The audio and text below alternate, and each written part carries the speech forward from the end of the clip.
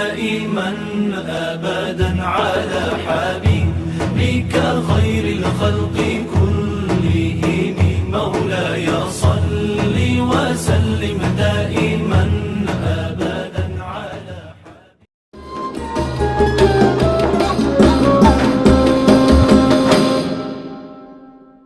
Assalamualaikum semuanya, perkenalkan saya Anindya Aulia. Hari ini kita ditemani oleh tokoh pendidikan, yaitu Bapak Ki Hajar Dewantara, yang akan membahas kodifikasi hadis pada masa Khulafaur Rasyidin. Baik Mbak Anindya, saya senang bisa ikut berdiskusi di sini. Dan tema yang diangkat pada hari ini sangat cocok, yaitu kodifikasi hadis pada masa Khulafaur Rasyidin, yang membahas sejarah hadis di masa. Baik Bapak, banyak orang mengira bahwa hadis baru dibukukan jauh setelah masa sahabat, padahal pondasinya sudah diletakkan sejak awal. Betul, pada masa Khulafaur Rasyidin, fokusnya bukan pada penulisan kitab, melainkan pada menjaga keaslian hadis. Seleksi dan verifikasi dilakukan dengan sangat teliti. Di pada sahabat Abu Bakar, apa yang mereka lakukan terkait hadis Bapak? Abu Bakar sangat berhati-hati. Ia hanya meriwayatkan sedikit hadis karena takut terdapat kesalahan.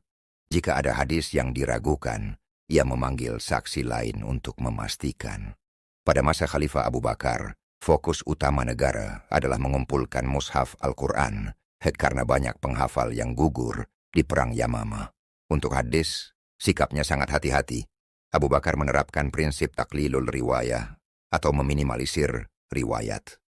Mengapa harus diminimalisir, Bapak? Bukankah semakin banyak hadis semakin baik? Bukan dilarang, tetapi dijaga kualitasnya. Abu Bakar jika mendengar seseorang menyampaikan hadis, beliau sering meminta saksi. Beliau ingin memastikan bahwa itu benar-benar dari lisan Nabi. Jadi kodifikasi secara resmi dalam bentuk buku memang belum ada, tapi penyeleksian ketat sudah dimulai. Oke, jadi sudah ada proses pengecekan hadis sejak awal ya Bapak. Lalu bagaimana pada masa Umar bin Khattab? Umar juga pernah berencana menulis hadis, tetapi membatalkannya agar masyarakat tidak terlalu bergantung pada tulisan dibandingkan dengan hafalan. Tetapi para sahabat tetap mengajarkan Bapak? Tentu, Umar mengizinkan para sahabat ahli hadis untuk mengajar dengan pengawasan agar tetap akurat. Nah, pada masa Utsman terkenal dengan kodifikasi mushaf, bagaimana dengan hadisnya Bapak? Ya, meski belum tercatat dalam buku, disiplin verifikasi sangat kuat. Untuk pada masa Umar, beliau lebih tegas membatasi periwayatan yang dianggap berisiko menimbulkan kebingungan. Hadis terus diajarkan. Seiring dengan meluasnya wilayah Islam, Utsman mengutus sahabat-sahabat terpercaya ke berbagai daerah untuk menjadi guru. Ini memperluas penyampaian hadis dengan lebih teratur. Baik Bapak, sekarang bagaimana dengan Ali bin Abi Thalib? Beliau sangat dikenal sebagai pintu ilmu. Untuk di masa Ali, situasi politik mulai memanas. Muncul fitnah dan golongan-golongan politik. Disinilah bibit-bibit hadis palsu atau hadis maudhu mulai muncul untuk kepentingan kelompok. Maka Ali sangat menekankan pentingnya sanad. Beliau sering berkata, "Lihatlah dari siapa kalian mengambil agama kalian." Secara fisik, Ali juga punya catatan yang berisi aturan hukum seperti zakat dan denda.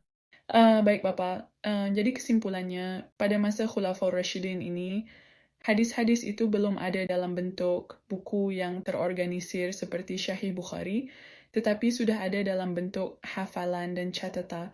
Tepat. Istilah yang digunakan adalah kodifikasi informal. Hadis menyebar melalui hafalan para sahabat yang berpindah ke berbagai kota. Mereka menjadi perpustakaan berjalan. Proses verifikasi yang ketat oleh para khalifah. Inilah yang menjaga hadis tetap murni, hingga akhirnya dibukukan secara resmi di zaman Umar bin Abdul Aziz. Wah, luar biasa ya ketelitian para sahabat.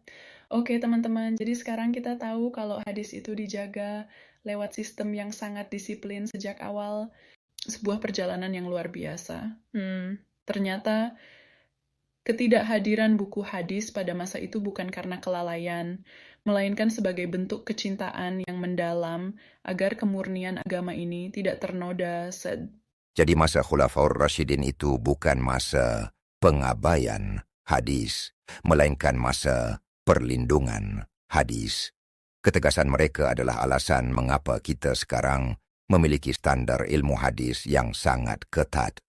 Baik, terima kasih Bapak Ki Hajar Dewantara atas pencerahannya. Semoga bisa barokah dan bermanfaat bagi kita semua. Amin, ya Robbal Alamin.